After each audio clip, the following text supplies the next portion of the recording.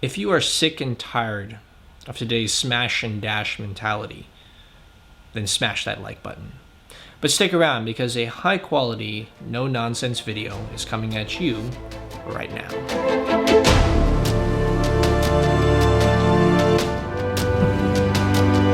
What's up everyone, Sean Michael Afable here with another video. First, I want to start by saying thank you so much to all my new subscribers. I really appreciate you joining me on this journey as we explore some of these traditional values and culture from a traditional Filipino perspective. Today's video title is Why Modern Dating is So Toxic. So let's jump into it. Well, I think there are 4 points that come to my mind when I think of why modern dating is just so abhorrent, especially these days. Number 1, most people have no idea what dating is actually for. They have no idea what a relationship is and what it is for. So what is a relationship? What is dating for? Well, I like this saying from Jason Everett that there's only 2 outcomes when you're dating somebody. Number 1 is marriage. Number 2 is you're going to break up. There's really only 2 outcomes with dating. So let's look at this. Dating really, when it comes down to it, unless you're in the hookup culture, is for marriage. To figure out if you and this person are right for each other. To see whether or not you guys are compatible. To see whether or not you are ready or right for each other. Whether that this is the person that you want to spend your life with, raise a family with. That's really what it's about. That's really what it's for. So a lot of people jump into these relationships with, because for bad reasons. And here are the bad reasons. They're lonely, or they want sex, or they want someone else to make them happy. And that's what happens in our culture. You have the whole hookup culture where people are just using each other. But that's not what it's about. Dating really is pretty simple. It's to see whether or not the other person and you are right for each other. If you're going after it for any other reason, you're going to find the same problems that everybody else is finding these days. So that's problem number 1. Nobody really knows what dating is for. They're not really thinking about these things. So it's important to keep in mind is to figure out whether or not you guys are right for each other, whether you're compatible, whether you have the same values, and then seeing whether or not you have a future together. Okay, so let's jump to point number 2. Why modern dating is so toxic. And point number 2 is this. Most people don't know how to date. Okay, most people don't understand the discernment process. But number 1, we were talking about how most people don't know what dating is, what it's for. Why are they actually dating? They don't really have a good paradigm of what it's actually about. Number 2 is once they figure it out, even if they have figured out what they want, they don't even know how to go about it. So what usually happens is this. People meet, maybe at a bar, they'll get drunk, they'll hook up. And then red flags will start to come up, and they'll ignore those red flags, and they'll finally realize that they're not right for each other, and then they leave. And guess what happens? They do the same process over and over and over again. And as Einstein put it, doing the same thing over and over again and expecting a different result is insanity. That's how he defined insanity. So people are going about this in a really insane way. They're just doing the same things that they've been doing, that everybody else has been doing, and they're getting the same exact insane results. And by insane, I mean not very good. So what is the alternative? The alternative, I think, is the courtship process. You meet a person, you get to know them, you see who they are, what they're about. Do they have the same values as you? Do they have the same goals as you? Do they have maybe the same interests as you? Do they have the same, long-term vision as you? Do they have the same vision of what they want their life to be like and what you want your life to be like? Do they want kids? Do you want kids? All these different questions. So you actually get to know who they are on a much deeper level before, you jump into all the craziness. So the discernment process really is about, you get to know this person, but you're keeping those boundaries. You're stepping back a little bit and saying, who is this person? Is this the type of person that I should be around, that I want to be around, that I want to be the father of my children, my husband or my wife or the mother of my children? I mean, these are really the questions you should be asking when you're dating, because remember, going back to number one, what's the purpose of dating?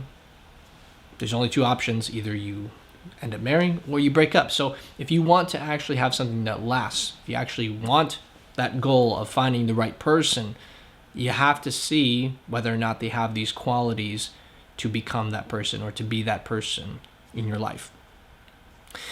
So where do people usually meet? Because this is one of the problems with that I find for a lot of us and my friends and a lot of people that I talk to. People don't know where to meet good quality people. So where people usually meet is like clubs, bars, college parties, Tinder. I was having a conversation with this girl and she kept saying, all these guys are the same. They're just the same way. They have the same mentality, blah, blah, blah. I'm like, so where do you meet them? Well, my college. Where in your college? Parties. Okay. What else? Would you meet anywhere else? Well, I did Tinder for a while. Oh, I met guys at bars. I met guys at clubs. You see the pattern? So the thing is, if you're only pulling from a certain pool, what do you think you're gonna get? What do you think you're gonna get out of there? You're only gonna get the same kind of fish and the same people with the same mentality as what's drawn to the places. So if you're only fishing from a certain kind of pool, you're only gonna get a certain type of mindset. So what about good places to meet people? Where do we go to find people who have the same, goals and values and vision as us? What pools are we going to search in? Well, if you're like me, I'm going to be searching for somebody who has that type of virtue that's going to be, a good future perspective, who wants those same things as me, who wants a family, yada, yada, so on and so forth. But where can you find, people in our everyday life that might have a potential to be more than just the average person you meet at like a bar or a club? Well, for me and my guys, I think about if you're a girl and you're looking for places where you might meet guys, you kind of have to think about what do guys like. And the things that I find common with, males and my friends is that, we're adventurous. We like things like jujitsu class, or maybe even, some of us like art classes, shooting classes, photography classes, rock climbing. Girls, this is where you're going to find a guy and meet a guy who's, has some of those qualities that you're interested in. For, looking for women, actually do me a favor. If you can comment below and let me know where you think that good guys can find quality women, outside the bar and outside the club, or Tinder or something like that. Comment below and let me know where you think are some of your top places where men can meet you, good quality women. So comment below. And number 3 on our list, why is modern dating so toxic, is most people don't know what love is. I've had a lot of conversations with many different people from many different backgrounds, and it kind of seems to be very vague and ethereal in their minds. It's like, it's not very, it's mostly feelings and how those butterfly feelings at the beginning of a relationship. So what is love actually? I think the problem is that most people think these days that love is simply just a feeling. It's that feeling you get when you're around that person, those butterflies, that, those warm and fuzzies. But I think that's probably why we're going wrong in our culture. So I like this definition from Thomas Aquinas. And he says this, that love is to will the good of another. It's wanting what's best for them. It's even putting them first. It can be, sacrifice. I heard this quote from a very good woman. She said that love without sacrifice is mere sentimentality. And I thought that was very profound, especially since it was my mom. So I think love is much more than just a feeling. I think it's an action, it's a choice, it's willing someone else's good, wanting what's best for them. And yeah, it requires a little bit of sacrifice. I remember one of the, first times I went to a wedding when I was a kid and hearing those vows, and they were kind of strange, for better or for worse, in good times and in bad, through thick and through thin. Those vows are actually vows of suffering. And I learned this word. I learned this word compatible.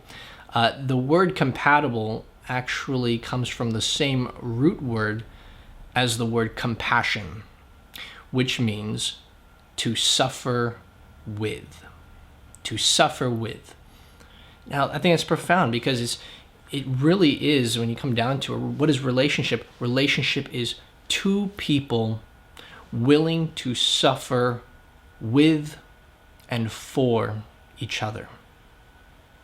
You've determined whether or not this person has the qualities you're looking for. You've determined whether or not they have the values you're looking for. You're determining whether or not they have sufficient virtue to be, the father of your children, the mother of your children, a good wife, a good husband. And you make a choice that even in the bad times, even when things are rough, that you're going to stick it out. And I think that's what it really requires. I think people think that, what happens if we fall out of love? I remember there was a story from Peter Kraft. He talks about, he's a philosopher, theologian, and one of the most brilliant minds of our time, I think. And he talks about how there was a famous psychologist, family therapist, and people would come to him all the time, and he was very successful, and people would say to him, hey, what do we do? We don't love each other anymore. And he would answer, okay, I have the answer for you. It's one word, one syllable, very simple, do. They'd be like, huh? He's like, yeah, do. Do love each other. It's an action. And like I said in the beginning, that quote from Thomas Aquinas, where he says, love is to will the good of another. I think we've lost this idea that love it takes work. It takes 100% from this person, 100% of that person. And it's profound, though. It's beautiful, though. I love this quote from Mother Teresa, too. She said that life isn't worth living unless it's lived for others. And there's one person who said the exact same quote, and that was Albert Einstein. Albert Einstein said the exact same quote: life isn't worth living unless it is lived for others. So you had one of the greatest hearts in the last century and one of the greatest minds in the last century saying the same thing. So you have this, beautiful heart and mind kind of coming together, saying the exact same thing about life, that life is meant to really love. It's love is at the heart of life. But love is not just those feelings you get. You may not feel like doing something that's good, but when you do it, that's what real love is. It's actually doing what's best and good for the other person, even when you don't feel like it. You may not feel like taking out the garbage. You may not feel like sweeping the floors. You may not, feel like changing dirty diapers, but that's love right there. And, there's people who say, couples who've been together for 50, 60, 70 years, and they can actually say that they love each other more after, all that time than they did when they first met. Why is that? Because they put work into it. They worked at it. They loved. They got through those most difficult of times. And I remember this beautiful saying, the grass isn't always greener on the other side. The grass is greenest where you water it. So I think people have lost this mentality that love really takes effort and work. And so people don't know what that is. And so what happens is in our culture is that because we don't know how to love, we don't know what love is. Now you do. At least you have a little excerpt of what it can look like. What happens in our culture? Well, there's this other quote that people were made to be loved and things were made to be used. But the reason the world is in chaos is that things are being loved and people are being used. We're doing the opposite. We're using people. And that's what you see in the hookup culture. And I think that's why it's so toxic. And that's why it's so destructive. Because, it's kind of like using a hammer to clean a window. It's not really what it's made for. It's not going to work out very well. And so when we're doing that with our lives, with ourselves, with other people, we're allowing that to be done to us, it can hurt us deeply, because it's not what we were made for. We were really made for something truly much more deep than being used, obviously, because we weren't made for the opposite of love. That's what we all want. That's what we're all longing for. So understanding that and realizing that, it might be helpful for many of you who may have gotten caught up in, this modern society and modern hookup culture. I would definitely recommend staying away from that. Look for somebody who's really going to care about you beyond themselves. Finally, reason number 4 of why our modern dating culture is so toxic. I saved this one for last because I think this one really is the main underlying factor behind all of why modern culture is so toxic. And it may come as a surprise for you, may come as a shock for you, but I think that it makes sense. So I ask that you hear me out on this one. It's not popular to say this, it's not popular to talk about it, but you know what? Thing is that truth doesn't matter if it's popular or not, it's still the truth. And here's what it is. I think the number one reason of why modern dating is so toxic is simply because of the hookup culture. It's really what's messed up dating, true dating, which is getting to know the person. Because here's the thing, what happens. When you're intimate with somebody, you're bonded to that person. You become emotionally invested with that person, and you often, there's a lot of different things. One, you often become very blind, especially to red flags. You don't see the bad because you're so enthralled with the good, and that's really what intimacy is supposed to do. It's supposed to bond you to that person and make that relationship stronger. But when it's built on something, two people who aren't compatible, two people who aren't really loving each other or caring about each other, but it's built on much more on use than on love, then the problem is that you're building a house on sand. And so you have the hookup culture these days that many people at least, will kind of fall into, but you have to avoid it because it causes a lot of destruction. There's a lot of confusion in it, and it really takes away from really getting to know the other person. You can't see past some of those blinders. You kind of see with people who are stuck in these relationships, and that they know that they're not right for it, that they're not right together. Their friends know it. Everybody can see it, but they just can't seem to break themselves away. Why? Because that's what happens when you're intimate with somebody. And so holding back on that intimacy and basically saying, look, let's get to know each other. I recommend, I really do, and I know this is not popular to say, but I recommend waiting till marriage. And here's why. Because a lot of times, let me tell you about the male mindset, the male frame. And this is also sometimes with females. They can play the game too, but I find that it's more common among men. The problem is that you have a spectrum of men. You have good men, okay? But you also have bad men, and then you have, I call them wolves, and then you have sometimes wolves in sheep's clothing, and then you have sort of the guy who's sort of in between all of that. Now, wolves, they'll come at you, and they want one thing. Basically, they want one thing. But by you having those boundaries, what happens? A lot of times, they'll find an easier target. They're looking for an easier target. They'll run away. Well, good riddance, because that's not what you're looking for. You're actually looking for something real. Okay? So if you're looking for something real, stay away from them. Put up your boundaries. Find somebody who actually loves and cares about you. Now, the wolves in sheep's clothing, however, a lot of times they'll be like, yeah, totally, I don't want to pressure you, whatever. And while it seems like he's interested in you, he's texting 2, 3, 5, 10 other girls behind your back. Who knows what he's also doing, with them. He's probably looking for the first one who's, willing, because he's a wolf in sheep's clothing. He's not looking out for what's best for you or them. He's looking out what's best for himself. And unfortunately, he's selfish and empty, and you don't want anything to do with that. So you gotta really put those boundaries up because he's testing to see who's gonna break the first and get what he really wants ultimately.